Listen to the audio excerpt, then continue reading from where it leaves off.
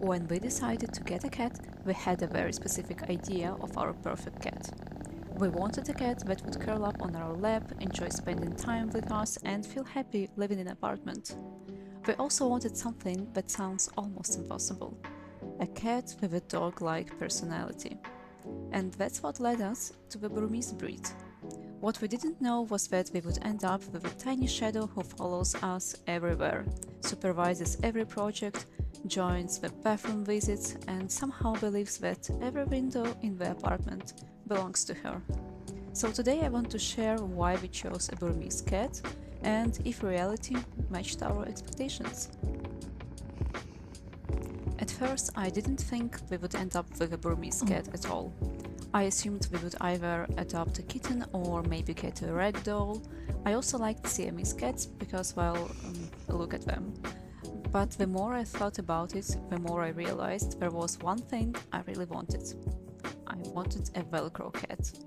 A cat that would actively want to spend time with us, a cat that would choose people over solitude, and a cat that would be involved in our daily life instead of simply sharing the same apartment. And that's where things got complicated. Because every cat has its own personality, and kittens don't always grow up to be the adults you expect them to become.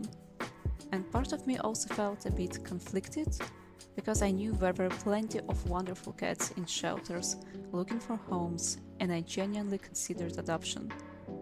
But before making any commitments, I wanted to be honest with myself about what would bring me the most joy and what kind of companion we were actually looking for. Honestly, I wasn't expecting much when I started my research, and I thought that we were looking for something that probably doesn't exist.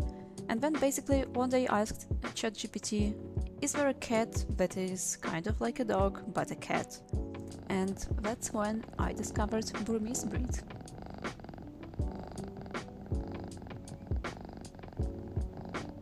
Burmese weren't the only breed on the shortlist. Ragdolls came up a lot. Tonkinese cats came up a lot too. But no matter where I looked, Burmese cats kept appearing in the same conversations. The most affectionate cat, the ultimate Velcro cat, the cat that wants to be wherever you are. So naturally, I became slightly obsessed. We started watching YouTube videos, reading articles, scrolling forums, trying to figure out whether they were really like that in the real life. And then I found videos of Burmese cats playing fetch. I won't lie, those videos became the centerpiece of my entire why we should get a cat presentation to my partner. The internet made Burmese cats sound almost too perfect. Affectionate, playful, social, chatty, smart, dog-like.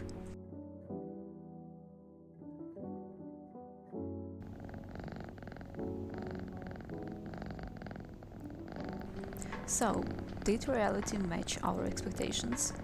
Honestly, yes, but some parts were a little more intense than we imagined. Hey you, how's your morning? Oh, how was the breakfast? Did you enjoy it? Ah, would you like some more? Yeah? For example, we wanted a cat that would cuddle with us, and Phoebe absolutely delivered on that promise. She loves sleeping on our lap, curling up beside us on the couch, and being as close as physically possible, which is adorable.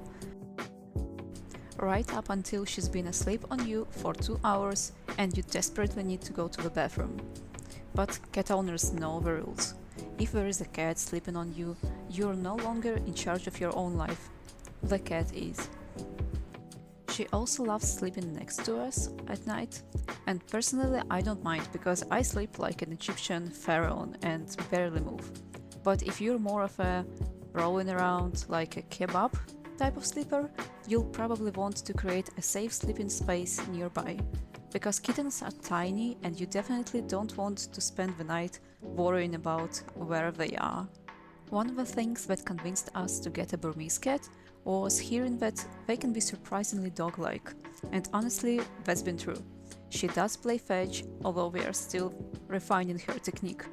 Sometimes she brings the toy back, sometimes she drops it halfway, sometimes she keeps it as a payment and just walks away with it. But the dog-like personality comes with something else, and that's energy, a lot of energy.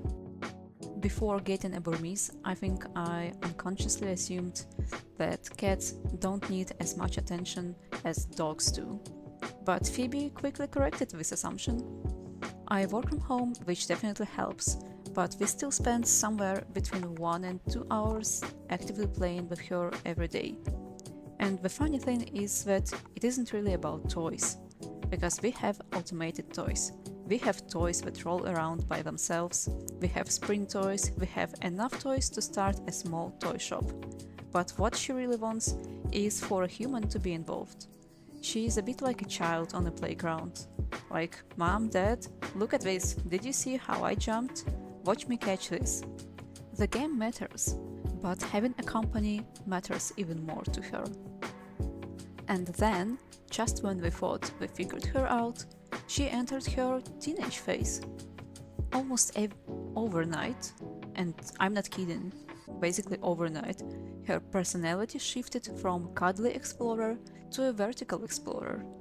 And suddenly, every shelf looked climbable, and every high surface became so interesting. She even tried to climb surfaces or objects like the bicycle that didn't look particularly climbable to me. Another thing was that she developed a particular obsession with the office windowsill. The only problem is that we live in a high-rise apartment and those windows are right next to the balcony. I wasn't comfortable encouraging that habit, especially if she ever got distracted while watching birds outside. The problem is that simply picking her up and putting her back on the floor doesn't actually solve anything. If a cat wants to be somewhere high, they'll just try again, and again, and again. We already had a cat tree in the living room, but it wasn't tall enough for our newest little mountaineer, so we realized that we needed to give her a better alternative, something tall, something sturdy, something that would hopefully be more appealing than the windowsill. Conveniently, her 5 months birthday is coming up in a few days, so instead of fighting her instincts, we decided to give her a safer place to climb. Since Phoebe had suddenly decided that every elevated surface in our apartment was her personal property, we knew that we need to give her a better alternative, and we started looking for a cat tree for the office. We wanted something tall enough to satisfy her climbing ambitions, sturdy enough that we wouldn't worry every time that she's trying to launch herself onto it or into outer space, and let's be honest, I also wanted something that wasn't ugly. This is the one that we ended up choosing, and it's a floor-to-ceiling kind of tree with lots of places to hide, and I think that the fact that it's floor-to-ceiling gives it additional stability, and I will leave a link in the description in case you are curious. To be honest, I wasn't sure what would happen and if she will even use the tree. Cat owners know that buying something for your cat doesn't mean your cat agrees with your purchase. But fortunately, Phoebe approved both the construction project and almost immediately wanted to climb up on the tree and claimed the highest spot as her new kingdom. So long live Queen Phoebe. After about 12 hours since we put it together, she climbed it, inspected every platform, but when the bedtime came, she still chose her usual sleeping spot next to me, which honestly tells you everything you need to know about Burmese cats. Looking back, I think Phoebe exceeded almost every expectation we had. She really is affectionate and sweet, and she loves being around humans. She really does want to be involved in everything we're doing. She follows us from room to room, sleeps beside us, greets us when we wake up, and somehow she always seems to know when one of us could use a little company. And while every cat is different, That's exactly what we were hoping for when we started looking for a cat. Before getting a cat, I thought that affection would be the cuddles, but what I didn't expect was how many small moments would become part of our everyday life. The little conversations, the morning purrs, she is my favorite alarm clock so far, the supervision while working, the why she insists on being nearby no matter what we're doing. Those tiny routines that slowly become normal. And if you've ever lived with a Burmese cat, you probably know exactly what I mean. Sometimes she looks straight into my eyes, and it's almost impossible to believe that a tiny furry creature like that can have so much personality packed into such a small body. We wanted a cat, but what we got was a tiny best friend. And I'm so happy that we got her.